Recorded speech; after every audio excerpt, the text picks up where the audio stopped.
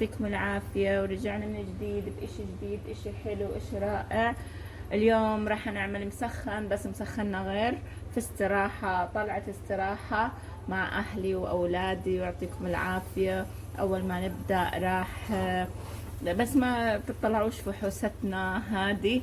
قبل ما نبدأ لا تنسونا من دعمكم واشتراككم وتفعيل الجرس يوصلكم كل إشي جديد، إشي حلو، إشي رائع.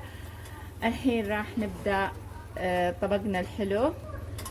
راح اول حاجة نبلش فيها نحط زيت الزيتون، لازم زيت زيتون، ونكتر كمان زيت زيتون. وبعدين راح نحط البصل مقطع شرايح، لازم نحطه كمية كبيرة من البصل لأنه المسخن بحتاج كمية كبيرة من البصل. هيك حطينا البصل، راح نقلب فيه بس يدبل البصل.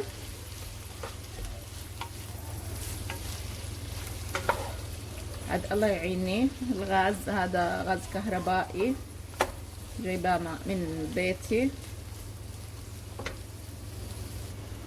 هيك بعد ما خلص استوى البصل ودبل البصل راح احطه بصحن وابدا بالدجاج. كل واحد وطريقته بالمسخن، كل واحد طريقته بالمسخن. في ناس بتحطهم مع بعض، بتقلبهم مع بعض، في ناس تستوي الدجاج لحال والبصل لحال، وبعدين بنحط البهارات. اهم حاجه البصل حطوا عليه ملح قبل ما يستوي، حطوا عليه ملح. انا حطيت ملح، وهيك راح استكفي في البصل واحطه بصحن وببدا بالدجاج بنفس المقلايه. راح تستغربوا تقولوا ليش جايه تطبخي بالاستراحه؟ مش انا، اخواني واخواتي واولادي بدهم مسخن، حكيت لهم بالاستراحه، لكن هيطلع مسخن مسخن لانه اجواء الاستراحات والاهل كتير حلوه. هيك بديت احط الدجاج، حطيت زيت زيتون وحطيت الدجاج، صدور الدجاج المقطعه، صدور دجاج مقطعه مكعبات. الحين راح نحط الملح، رشة ملح ما نكتر عشان في عنا سماء، السماء كتير بيعطي مرار للمسخن. شوية فلفل اسود وشوية بهارات مشكلة، اي نوع بهارات مشكل عندكم زي ما شايفين. راح اقلبهم واخلي الدجاج يستوي على راحته، وبعدين في اخر شي راح نظبط الملح ونظبط الاشياء التانية. هيك خلصنا، استوى الدجاج، وراح الحين نحط عليه البصل اللي عملناه. بسم الله. كل كمية البصل راح انزلها على الدجاج الاستوى، وراح نقلبه.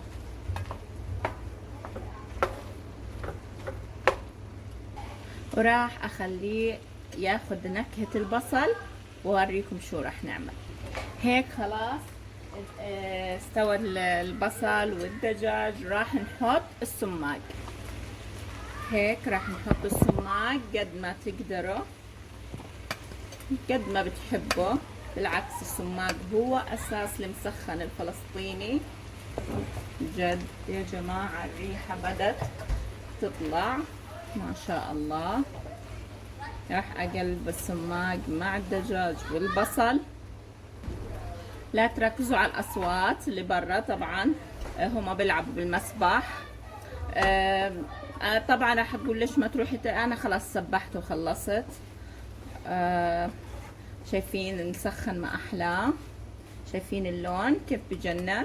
الحين راح نحط دبس الرمان قد ما بتحبوا الدبس.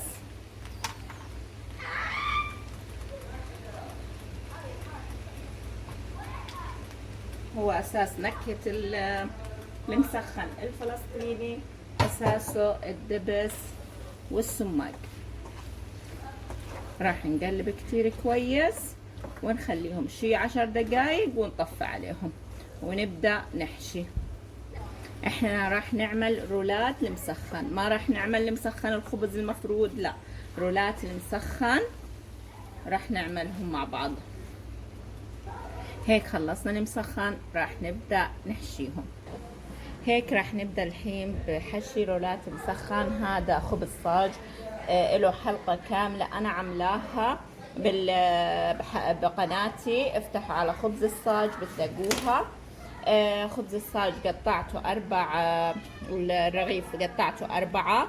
وإذا حابين أصغر من هيك اقسموا قسمين كل جزء. راح الحين أوريكم كيف راح أحشيها بهاي الطريقة.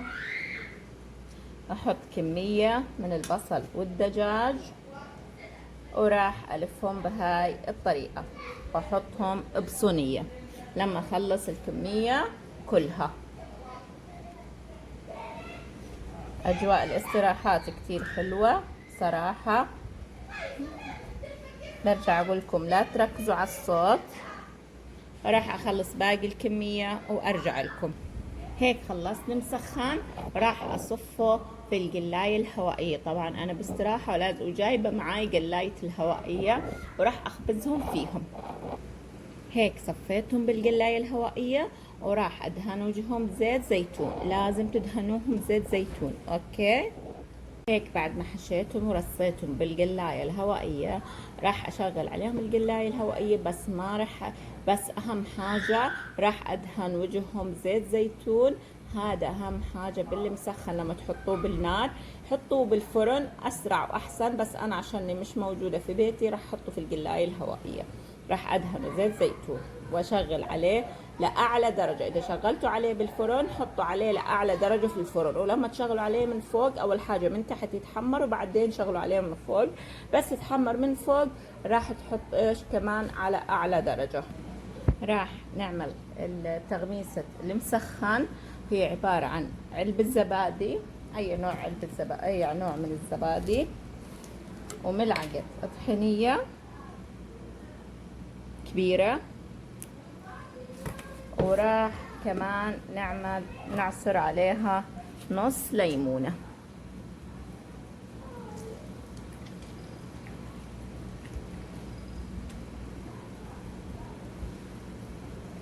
وراح كمان احط رشة سماق. ما راح نكتر سماق، هيك رشة صغيرة سماق. شفتوا كيف ما كترت. وراح نحركهم كتير كويس. هاي التغليسة كتير بتجنن مع المسخن، خطيرة كتير. ما شاء الله ما شاء الله بجنن المسخن. شايفين؟ وراح الزينة وختامها مسك. ما شاء الله الريحة. شايفين الجمال. راح تعمل لأولادكم أحلى مسخن وأحلى صوص. راح نجربه معاكم. شايفين صراحة قطعة من حب. هذه اسمها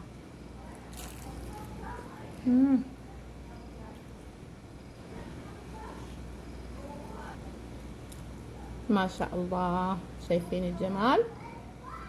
فعلا بشهي.